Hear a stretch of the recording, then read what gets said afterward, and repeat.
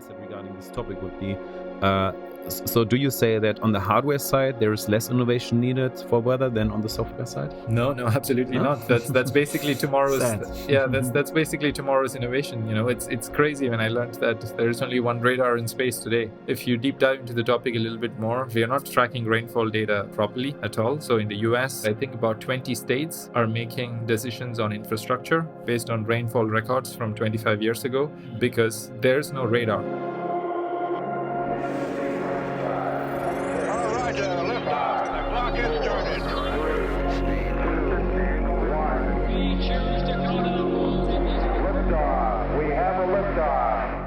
Hello and welcome to the Newspace Vision podcast, where we discuss new space technology, finance and innovation with executive founders and more exciting people from the startup and new space ecosystem. I'm Swem Shivara. And I'm Daniel Seidel, and together we are the founders of the Earth observation company LiveView and Newspace Vision. Today we are very excited to welcome Aravind Ravichandran. He's the founder and industry expert at Terrawatch. I will start with a very big question. Aravind, are you a space influencer? I don't think so. I don't like the title. I would rather be a communicator, evangelist, something more meaningful than influencer, because I feel like influencer is a superficial term and it's usually associated with, Instagram and less technology, more visual stuff. So maybe evangelist. Evangelist, I think, is quite a good name, yeah. So you are in the space evangelist, and we can basically second that, right? So you have a big impact on the industry. Even investors, when they come to Sven and me, sometimes say, hey, we have heard about you from Aravind's Terrawatch podcast, which is pretty cool. But maybe, do you want to tell us who you are and what you're doing? Sure, yeah. Well, it's hard to put it in simple words because I've been thinking about how to introduce myself for a while, because I do quite a few things wearing different hats. But I'm the founder of Terrawatch Space, which is an advisory and communications firm. So essentially, I wear the hats of a consultant. So I work on consulting projects with Earth observation companies trying to integrate Earth observation into their process. So companies from any sector on their strategy, also with space agencies on consulting work. But I also wear the hat of an analyst when I'm writing, deep dives and thought pieces and just, tracking the news of what's going on. When I started with the industry, it was more in space. In the last 3-4 years, it's been more in Earth observation. And then there's the podcasting hat as well, where I host the Terrawatch Space podcast. And, if you want to also include the evangelist hat as well, where, I share things on social media for, educating people specifically about Earth observation and, the use of satellite data. So wearing a lot of hats. I don't know how to call myself in one word. That's why my LinkedIn profile looks a little crazy because I don't know how to call myself. Yeah. So basically, you started as a software developer, right? And in 2012, but you founded Terrawatch Space in 2020. So how did you come into the space industry? Well, it was almost by accident, because I used to live in Berlin, where I am right now, and I used to work in software. So I started as a software engineer at Amazon when I was in India. And when I moved to Europe, I continued, working in the software industry, and, I was working for a startup in Berlin. And I've been interested in working on impactful things. And I felt like when I was in the software industry, I didn't feel a lot of impact, and I was looking for somewhere to work on impact. And a few things happened. I watched a few space movies and I started reading a few space-related books in a Berlin cafe. And I met someone who, was probably apparently a space expert who was doing a PhD in a university in Berlin. And we started chatting, and he said, "Oh, you seem to be interested in space, and, you should probably consider it, getting into it." And I was like, what can I do? I'm a software engineer. I have nothing to do with space. And then he told me about a few options that exist for folks who can get in and what kind of things they can do. And one of them happened to be studying at the International Space University, which was where, a lot of non-experts go to get a foundation of understanding of space. And that's kind of how I got in. And then, it's been a journey discovering how the space industry is, how it works, and then, obviously focusing on Earth observation. So it's been an interesting journey. 6 years.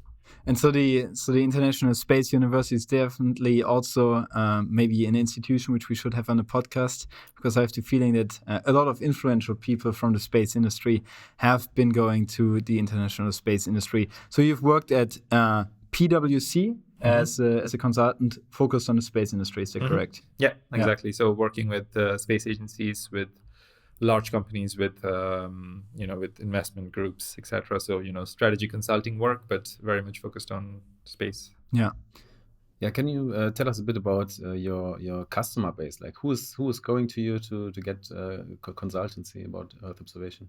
So today with Terrawatch, there are essentially, like I mentioned, two, let's say, units of Terrawatch. One is intentional, which was the consulting unit. So with the consulting work, as I mentioned, it's sometimes space agencies, so working on very specific strategic questions of what future of a specific program or an initiative, or provide an independent assessment of where the initiative is and where it can go. So that's with space agencies. With Earth observation companies, sometimes either working them, they're a startup that's more on their fundraising phase, working on market analysis, sizing, etc. But also if they're scaling on their go-to-market, new markets, new go-to-market strategies, and then more recently started working a lot with what I call the users of Earth observation data. So on companies that have nothing to do with Earth observation, but that are essentially customers of Earth observation. So they are becoming interested in understanding how they can start thinking about the technology, how they can adopt it. So that's more the satellite data adoption strategy phase. That's the consulting part. And then what was unintentional, but somehow it is also growing, is more the communication side. Apparently, there's a lot of need for content and communication in the industry and education of the market.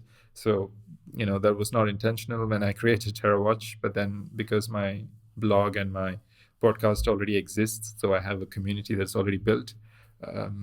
Essentially, there's also a small marketing unit for the company as well, but that's more of a afterthought. Yeah, so is it like a pull from the market you see there for this content? Yeah, well, for both my consulting and the content work, most of my work is most of my clients are inbound. So I'm thankful to be in a situation where it's like that, where I have my days full and I have a few freelancers I work with for both the consulting side and the content side. It's been interesting. There's a lot of pull. Obviously, as you've had people on the podcast who know that the space industry is growing. We're launching a lot of satellites, collecting a lot of data, and the data is also relevant. So, both companies need it, but also, I forgot to mention investors. I do some due diligence. Obviously, investors are getting interested. And of course, the end users are also interested in the market. So, it's not surprising that there's a pull because the industry is growing so fast, right? Yeah, every company is there's so many companies getting founded. So we've also seen it with our events. There were no meetups back then, right? 5 years ago about space. Now more and more is coming, but there's still a lot of demand. So basically, to summarize, you came from consultancy of mainly like agencies.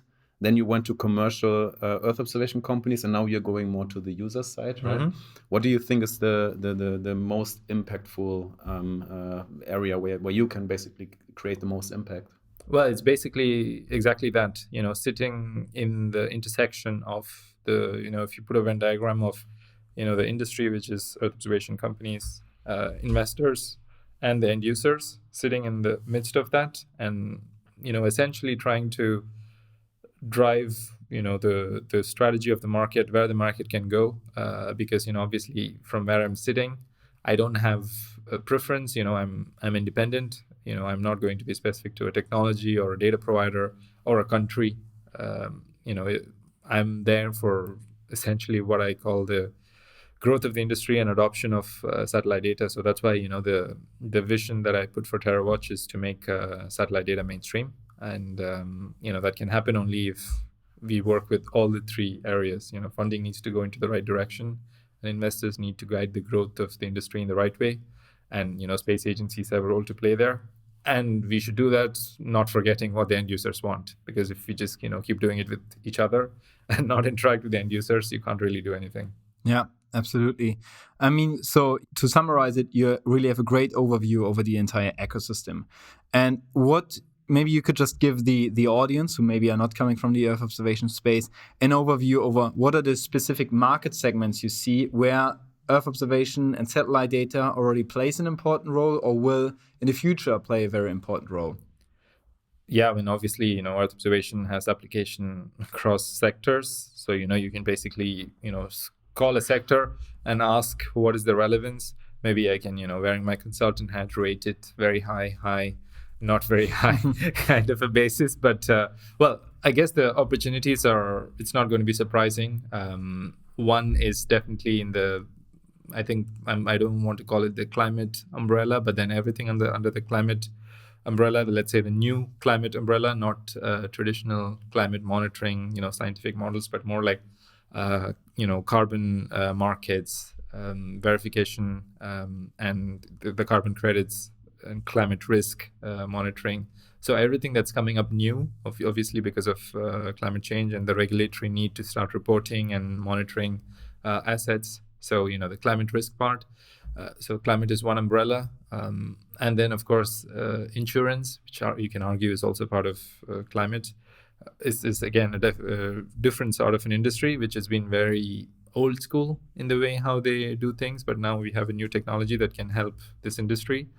So, of course, insurance is going to play a new part. You have companies that are creating new parametric insurance models, which didn't exist before. And now because of satellite data and the scalability it offers, now they can create insurance models that can, scale for the world. And the third one is, I guess it's more relevant for you, and which I think is a very dark horse for the Earth observation market, is infrastructure monitoring. I think I touched on it when I talked about climate, but every company that has any sort of infrastructure, any asset in the world, would want to monitor it either for monitoring it better against risks that can affect the company, or to make their operations more efficient. It can be exactly what you guys are doing, right?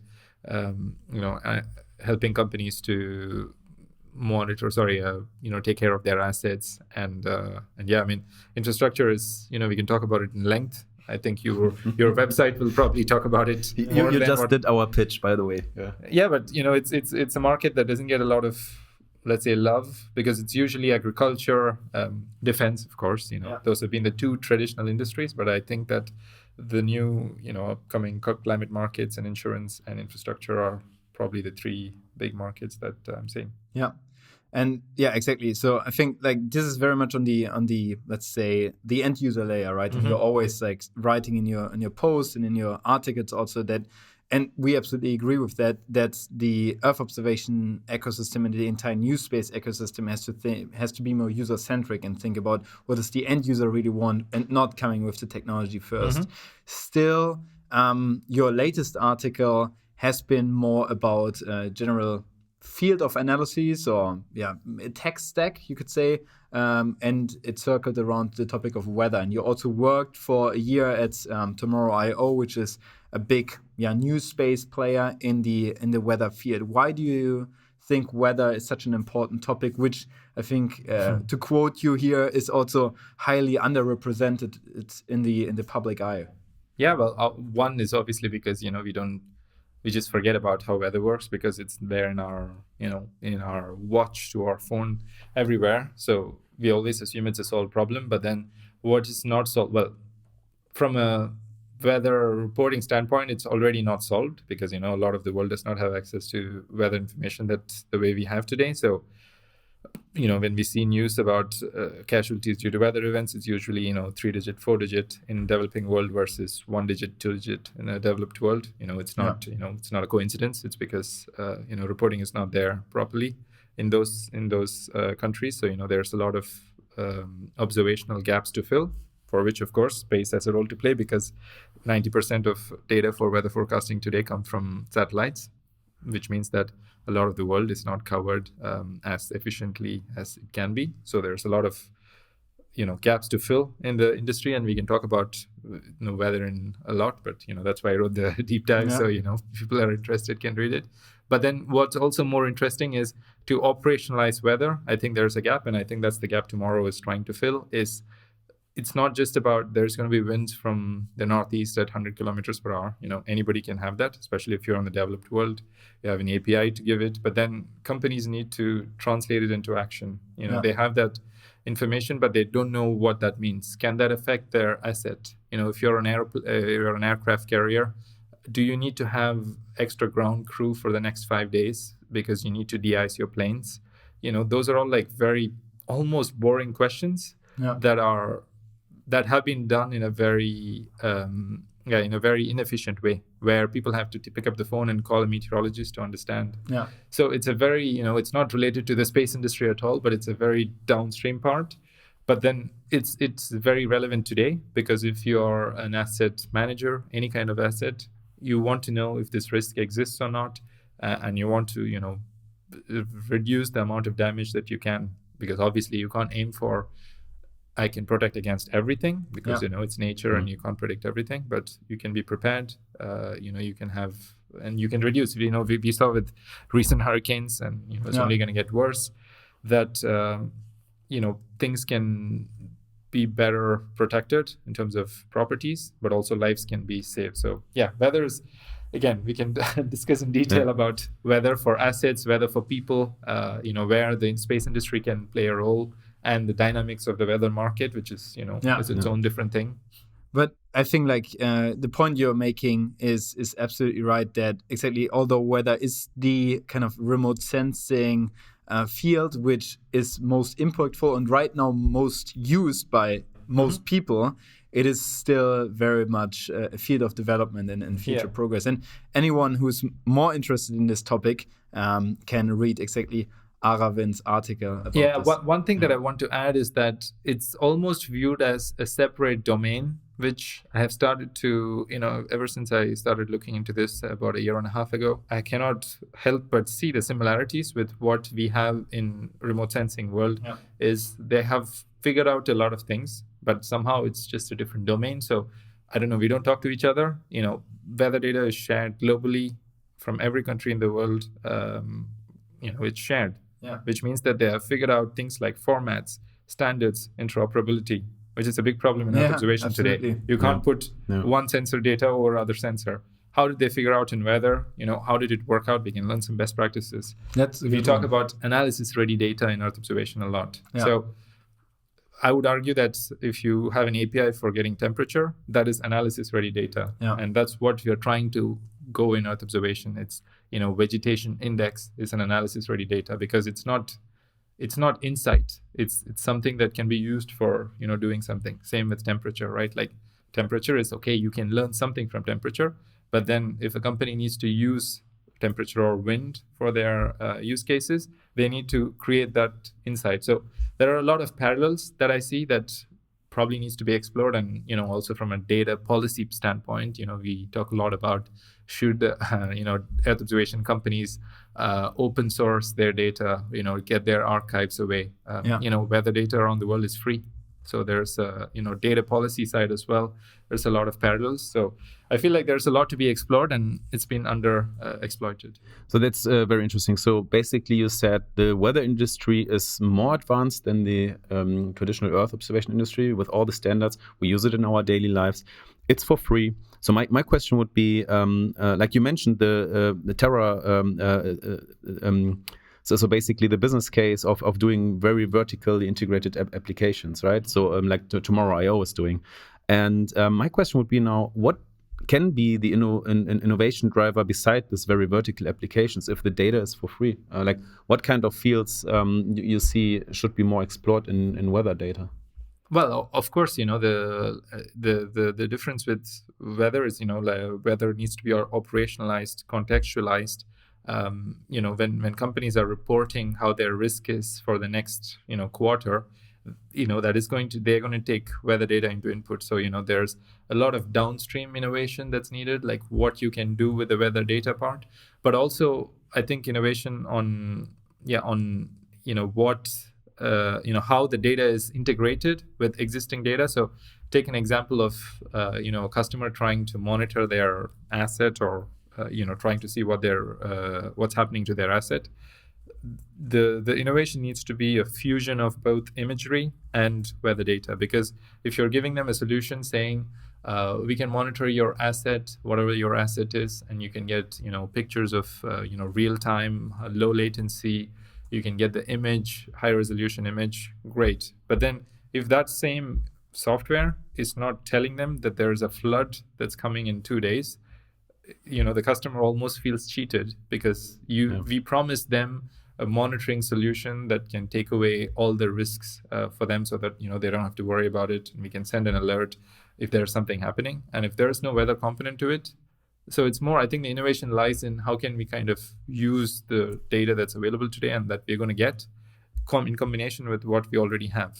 That's just one example that comes to mind, but I'm sure there are more. And I mean, also we at LiveView are exploring weather data sets more and more because, we do vegetation management for utilities, and we do risk models also for storms, and of course weather data plays a role there. But then maybe the last question from my side regarding this topic would be, so do you say that on the hardware side there is less innovation needed for weather than on the software side? No, absolutely not. That's basically tomorrow's that's basically tomorrow's innovation. It's crazy when I learned that there's only one radar in space today for tracking precipitation, so to track rainfall. And if you deep dive into the topic a little bit more, we are not tracking rainfall data properly at all. So in the US, I think I forgot the exact number, but I think about 20 states are making decisions on infrastructure, on where to build new infrastructure based on rainfall records from 25 years ago, because they're not collecting or maintaining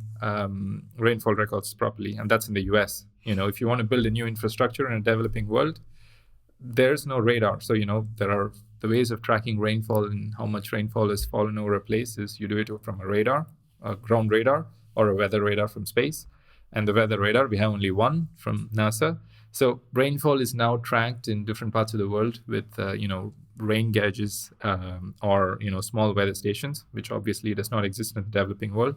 So from a hardware standpoint, the innovation lies in how can we, scalably collect, data about these variables in a way that can be used for operational use, right? So we talked about, the use of weather data for, in different industries, like we're talking about energy transition. So how are we going to do an energy transition on a global level for solar or, wind data or hydro sources without really having weather data? So, the innovation is also on the hardware side, like how can we collect more data everywhere in the world, because we need global transition everywhere, green transition everywhere, but also on the downstream side, like, okay, we have this data, global wind profile data, but how can we translate it into a use that can be used by energy companies, right?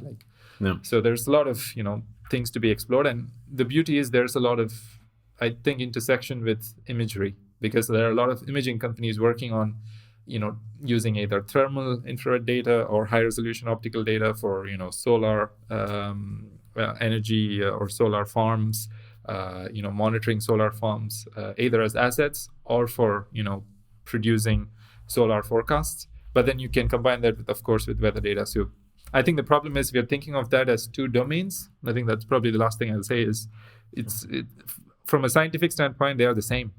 It's remote sensing. It's still an active sensor, a passive sensor. It's probably, one is probably monitoring the land and one is probably monitoring the atmosphere. So, that's the difference. But fundamentally, they're the same thing. So if scientifically they are the same, why should we differentiate it? And even in a demand standpoint, I gave a few examples, is the same. So why do we need to differentiate it? That's why. So taking some lessons from the weather playbook, but also the weather ecosystem has to still improve. And just to share one story from our daily doing, we talked to a weather company, to one of the leading companies in the weather space, about integration of their weather insights into our product and what they told us. This podcast is sponsored by LiveView. LiveView's mission is to unlock the full potential of Earth observation data for humanity and life on Earth through AI. We are the global market leader in infrastructure monitoring and are bringing the power of satellite data analytics to other industries globally.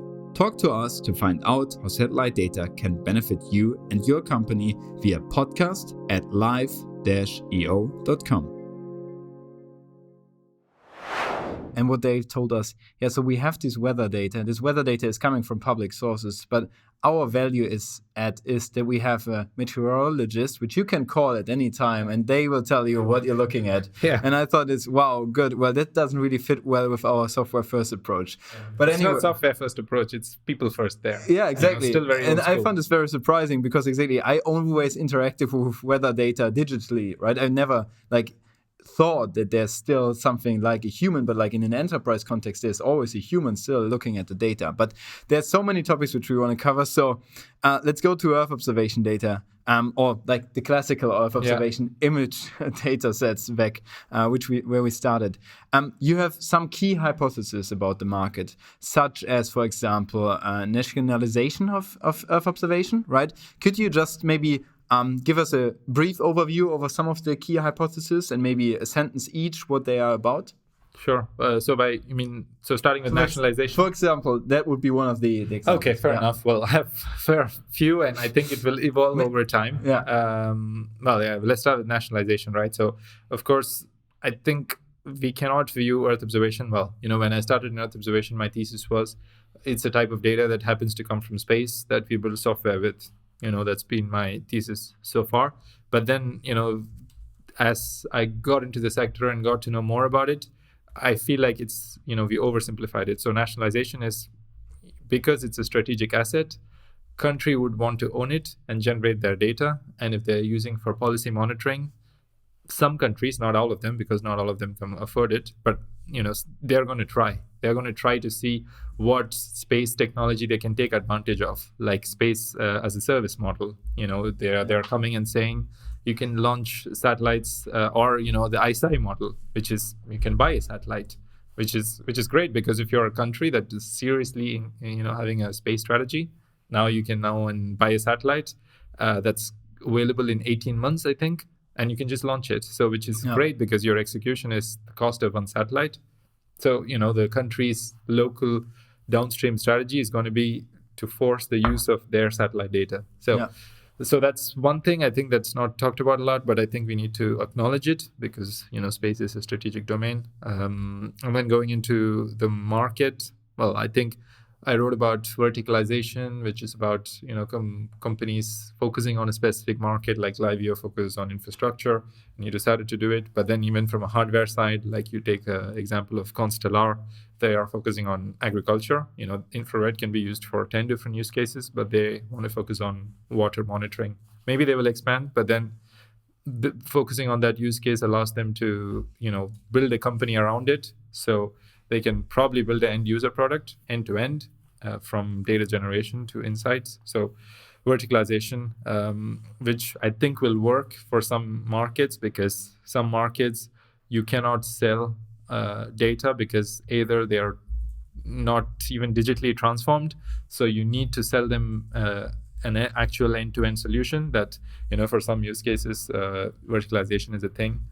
What else? I've started acknowledging that companies need to start adopting satellite data, but then they will have different ways of doing it. Some companies will have a data strategy, some companies will have a product strategy, and some companies will have a mix of both. And I feel like some companies will surprise the market by even pursuing a space strategy, meaning they want to launch their own satellite constellation. Well, Tomorrow and SatSure, and I think, who was the other one? EOS.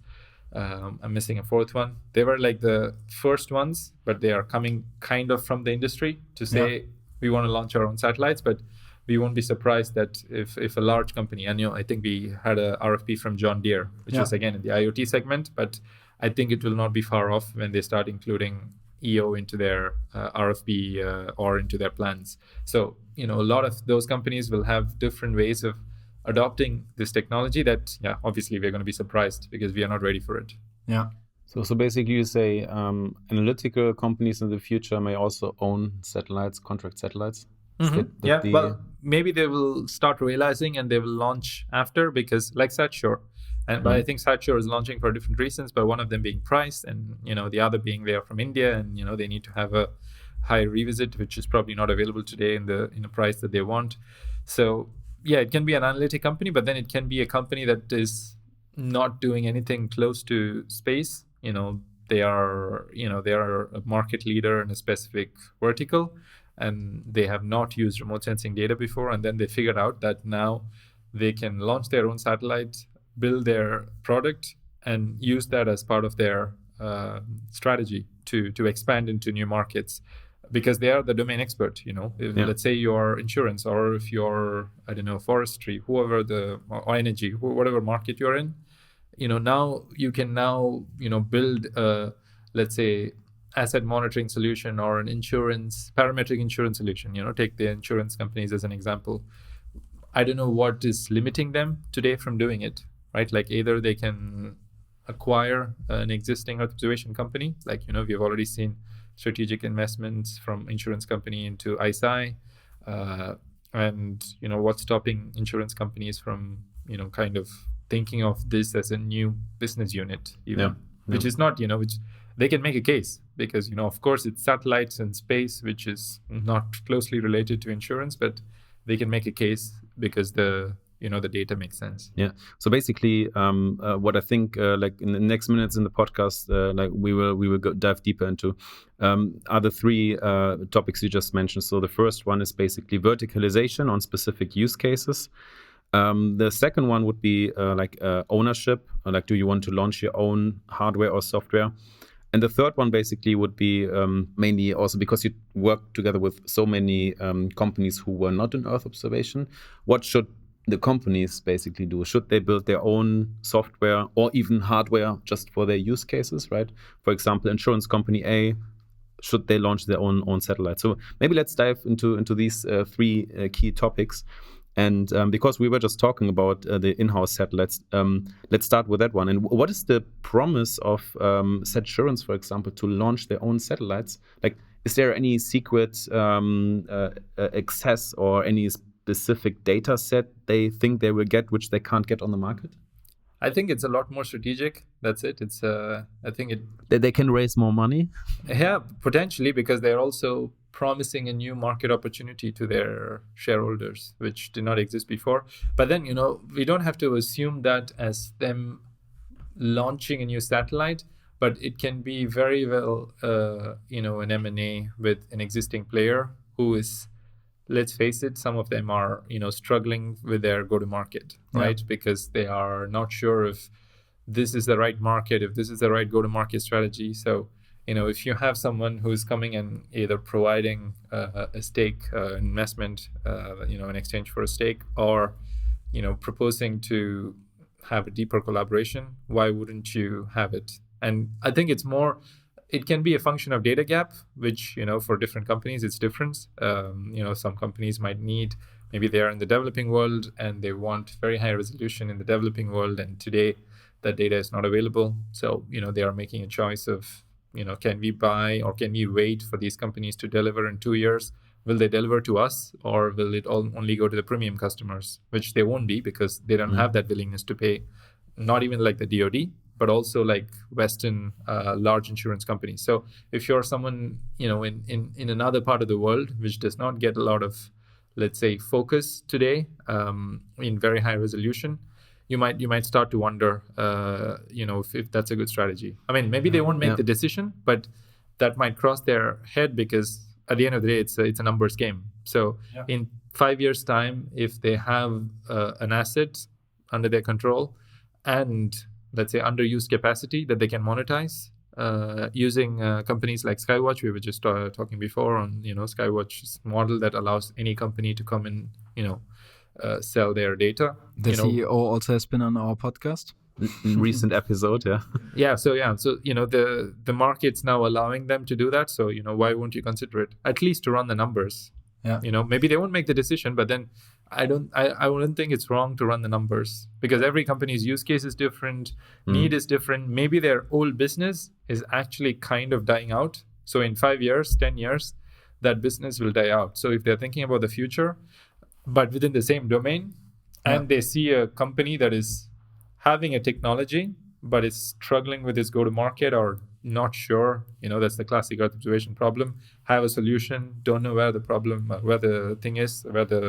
is, it gives them an opportunity. One thing which we are always looking at is obviously the price development of satellite data, because exactly if you have the hypothesis that the overall market is efficient and that prices will come down, then the arguments are piling up that you shouldn't build up your own constellation, right? Because you have this fixed cost base, which you then have to also finance. So what are your views on the development of satellite data? Because you've mentioned that, yes, sure, if you're, for example, in a part of the world which is currently not being monitored that often, this access and this revisit time is maybe a use case. But oftentimes what we are seeing is that the data from the different operators is so interchangeable, and as a company, you only in edge cases would build up a sensor which is significantly different from what's already out there, right? So in this make or buy decision, most of the time, price is really the determining factor. So what are your views on price development of, let's say, high-resolution satellite data? Yeah, well, of course, the price is going to go down simply as a function of available supply, because there's going to be so much supply that, it would be surprising if the price doesn't go down, given all the companies that are, attempting to launch. Let's see how many of them are successful and pull off the whole constellation. So the price is going to go down. So when the companies... Maybe just like to follow up directly on this, because you're having a holistic view on the market, and we share your perspective, by the way, but obviously the supply is growing, but demand is also growing, right? So you think supply will outrun demand, and through that supply will become cheaper? Yeah, well, that's the hypothesis, and that's happened in other markets before. And I don't know why we will be so special. I also think that from both for tasked imagery, but also for archived imagery that's been available for a while, it's only going to be a few years, maybe a few months, depending on when the companies decide to do it, that they will start opening it up in some smart way. It's either, I don't know, some from the last 3 years of every once a month imagery or once a week imagery. So they'll start doing it. So not because there's they want to just be charitable, but they'll just see that there's just so much demand, and we can make use of that demand by having that data available, so that they can come back to us for a tasked imagery. So it's just normal that's how the market will grow, because the demand is there. And the demand, we know it's there. Well, the go-to-market of that demand is a different question, right? Like, are you giving them analysis-ready data, or are you giving them images and asking them to figure out themselves? So that's a different question. But then we know that the demand is there, or will be there, because of all the use cases. So when we have so many satellites launching, it's a no-brainer for me. That's how. If you look at the iPhone, of course, if you look at iPhone as a very high resolution imagery equivalent, you had, equivalents from other parts of the world, which kind of got to a higher market share, even though they were the second or the third or the fourth movers. And, it's not just a question of course, their quality is not going to be low, but then for some people, it's okay. And apparently in the smartphone world, for a majority of the world, it's okay. That's why Samsung or Huawei or Oppo or Vivo or whoever the company is, they are top compared to Apple. So the price differentiation is definitely a thing, and I think it will have an impact, and it will continue to go down. But it's not going to continue to go down to a point where it's going to be a marginal cost. I don't think that's going to happen, because satellite imagery will have a value. It's still raw materials, right, which you have to do, form into a product. But you had a follow-up question. I just learned something, I think. But I just want to prove the hypothesis. What did you learn? I learned something. So basically, we're analyzing a lot of sub-metadata. We are tasking a lot of sub-metadata. But there is no, the archives are not really full today. But now more and more companies launch sensors. The 30 centimeter sensors make the 50 centimeter sensors cheaper, so there's a price reduction. There's also a price reduction on getting your own hardware, right? So if you want to build your own sub-meter satellite, it will be cheaper in the future, because satellite as a service, sensors are standardized, etc. And then I just realized that at some point in time, is there actually a need for task data at all? Because I'm just imagining all the companies that task the sub-meter data in the regions where there is high demand. But then, if the data is there anyway, like, why should you task it? So, and then we already see just this year companies such as Planet, they optimize their tasking a lot just by the data logistics. If multiple customers task over the same area, you would say you take one image and distribute them to all, right? To be able to capture more data. Yeah. That's not how they did this in the past, by the way, but they're learning this. So the logistics get better. And then you have a lot of capacity in orbit, but you have a lot of different companies. And let's say you get in Berlin, 1 image per week submeter. What do you do with the other capacity? You will basically do a geographic expansion. You try to reach customers where there is not a lot of tasking because you have capacity. And then the prices will go down even further for these areas. Yeah, I think like Satellogic is exactly having this hypothesis, working hypothesis, right? They want to build up a high resolution base map archive, which is generally being filled with data. So obviously, fingers crossed that works out, would be amazing for LiveView. What I was saying more is like, like cross company archives. Yeah. You need to be able to monitor, like to analyze data of multiple concessions, because Satellogic, they still will have a lot of problems. So sure, I mean they don't only have a few satellites. So what you're saying is that if I add up the high resolution archive of Maxar, Planet, ISI, Satellogic, and so forth, their combined archive will, for many use cases, be completely sufficient and will replace the need for tasking. And I think just one company, like to achieve weekly or monthly submeter archive globally, it's just extremely challenging. And in the spec deck from Satellogic, for example, you see they will increase the resolution by a lower orbit, but then they will also be able to cover way less. So the swath of the images will go down, and then the global coverage will go away again. But that's another story. We may need to talk to someone from Satellogic.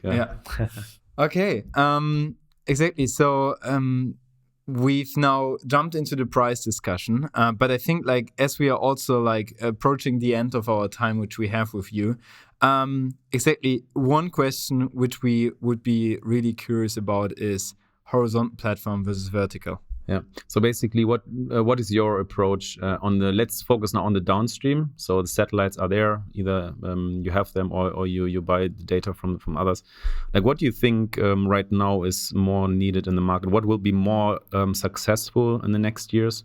Will it be horizontal software platforms which enable other developers to build on top, or will it be the vertical focused companies? Solutions, you mean? Like solutions like exactly. Yeah, it's a mix of both. Yeah, well, it's probably going to be a mix of both, simply because some platforms will.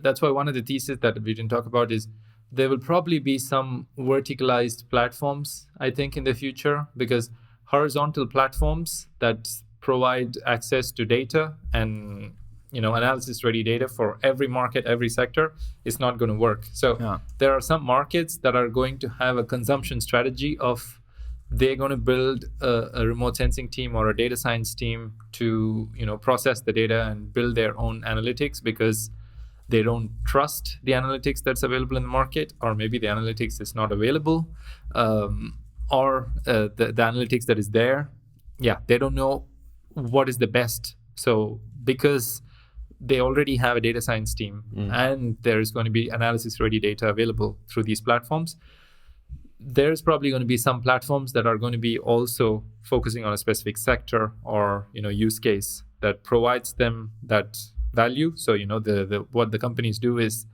take data from different sources and create the equivalent that I can think of now is a more expanded version of a planetary variable from Planet.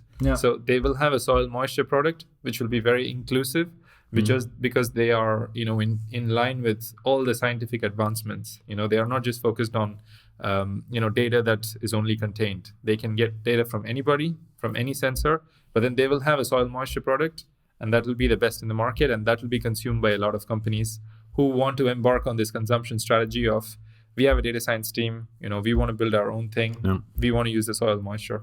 But then there will also be verticalized companies, like yourselves and like other downstream players that are focused on a market that are providing end-to-end, and you've made it so easy for them that they don't have to think twice about why they need to go and do something else. Because if companies like yourself have done the work of talking to enough customers and understood how the integration would work, and you offer your solution in all platforms possible, so they don't even have to do any change, right? Like you have integration with SAP, so a company does not even have to do a change. For them, it's almost like an SAP upsell of you couldn't do this before, and now we have this new feature from SAP through Liveo, white labeled. And now suddenly this company is now using Earth observation data, but maybe they're not even aware, right? Like maybe you white labeled it. So there's value in doing that too, because the alternative is the company needs to either leverage their data science team to produce a vegetation monitoring solution and build it and test it and basically do all the groundwork that you did.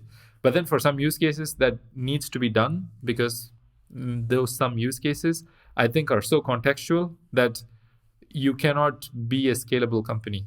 Those use cases will only be consulting projects. So so in some cases the company will decide to do the project themselves instead of hiring a geospatial company to do it. But I'm sure that they will also exist, because it's either like insourcing versus outsourcing, right? Maybe there will be consulting solution companies, solution building companies that are specialized in some use cases, like Quantis, like BCG, the consulting company, acquired a company called Quantis, who are specialized in building products for sustainability reporting and monitoring. But they were not doing it in a scalable way. They didn't have one product. They can build several products, but now they were basically building products for different companies, and now BCG acquired it, so now BCG has that in their portfolio. So it's going to be interesting to see like horizontal versus vertical, but what the consulting companies will also play a role, because are the consulting companies going to build it for our end users? Because they can, right? Like the Accentures and Wipro and TCS and actually a lot of them are Indian companies. They can build all software for the companies, and can Earth observation become like that? Or will companies go and get into acquiring through Liveo or your competitors or people in other companies in other markets? That's yet to be seen. So bottom line, there's a role for both of them. So basically large corporates who want to have a solution based on Earth observation data, if it's not a scalable thing, they will do it internally, and they should do it internally to own it. If it's scalable, there's room also for companies such as Liveo to grow and scale and just build a better solution. Especially if you're targeting the right use case, right? Because at the end of the day, because I'm doing these things, it comes down to numbers, right? Like what is the cost, like the cost benefit analysis, like the ROI. But also, what we have to also understand is not every company will go ahead and do it. Some will just try it and maybe implement it in one area, maybe not everywhere. So it's not going to be very straightforward.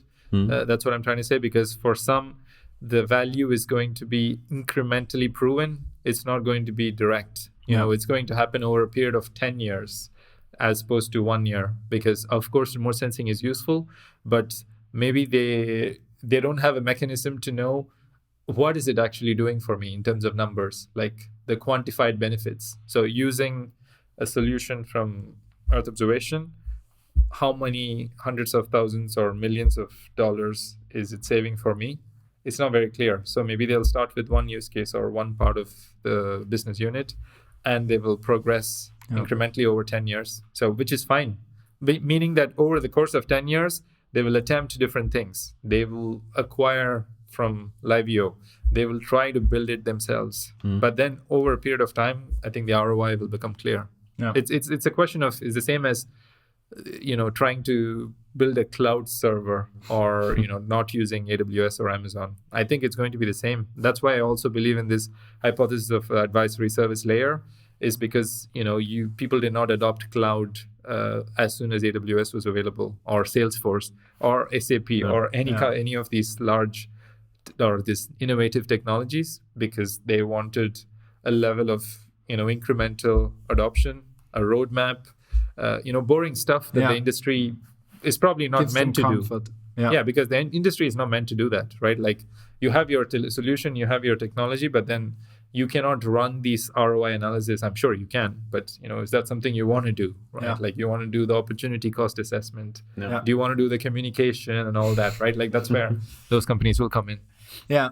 Well, we unfortunately don't have enough time to discuss all the things you've brought up. I just wanted to say one thing before coming to the next topic, which is I would say that companies like ourselves, which are hyper specialized on building Earth observation products, will outcompete even consultancies, even big consultancies, Sure. just because we have seen so many unforeseen things which we have went through and where we now can apply pattern recognition, which a consultancy which does it maybe one time or for something very specific will fail. But this is a different topic. Time will tell. Time will tell, exactly. We're gonna maybe record another podcast, let's say in a year or so. Then the year after, and we can see how the industry progresses. Sure. But because exactly we are coming up to the hour. Two final questions. One is, what resources should people look at to learn more about the Earth observation space? Obviously, the Terrawatch podcast and your website, but can you recommend any other resources out there for people which start new in the industry, as you yourself have started to learning by doing, right, in the Earth observation space? Yeah, well, there are not several available, but then what I will recommend is there are a lot of the reports that are being produced that are open from either the European Commission or from companies. Companies are starting to do it, like Swiss Re produced a report. So I think from an Earth observation point of view, it's probably better to have learning that is applied to a specific domain. Well, it depends on, who the audience is and what their interest is.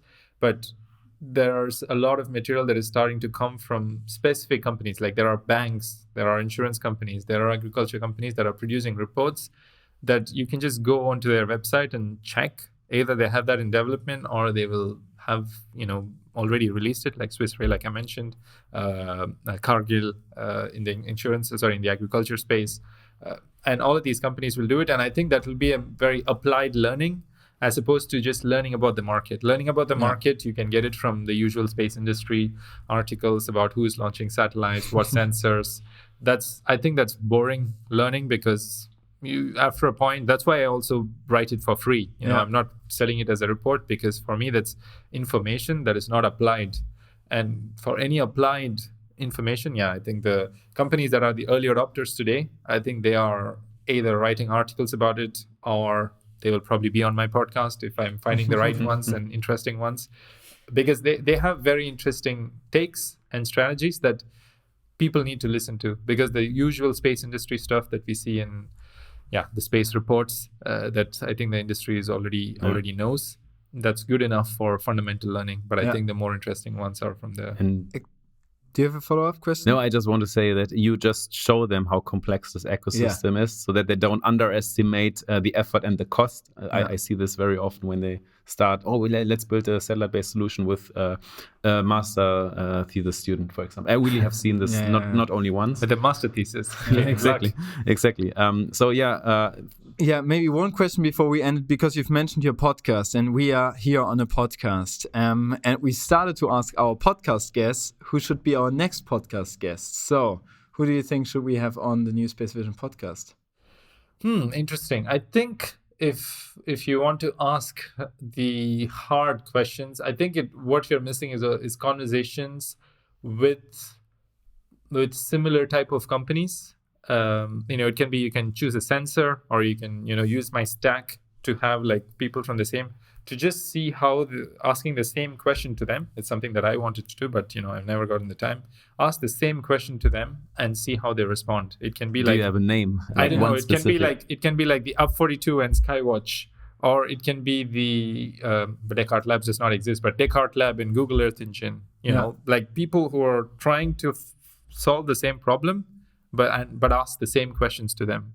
But do you have one person which we should have on the podcast? One person? Who's the first one who pops in your head? I think you should have the CSO of Tomorrow.io, where I worked. Excellent. Good. Then we're going to do that. Ray Goffer. We try to get him on the show. Yeah. Nice. Yeah, thanks, Aravind. And I think for even more information about what we talked today, you can also listen in to Aravind's podcast, as we mentioned multiple times. Really, really great piece. I can recommend an episode with Livio. Just kidding.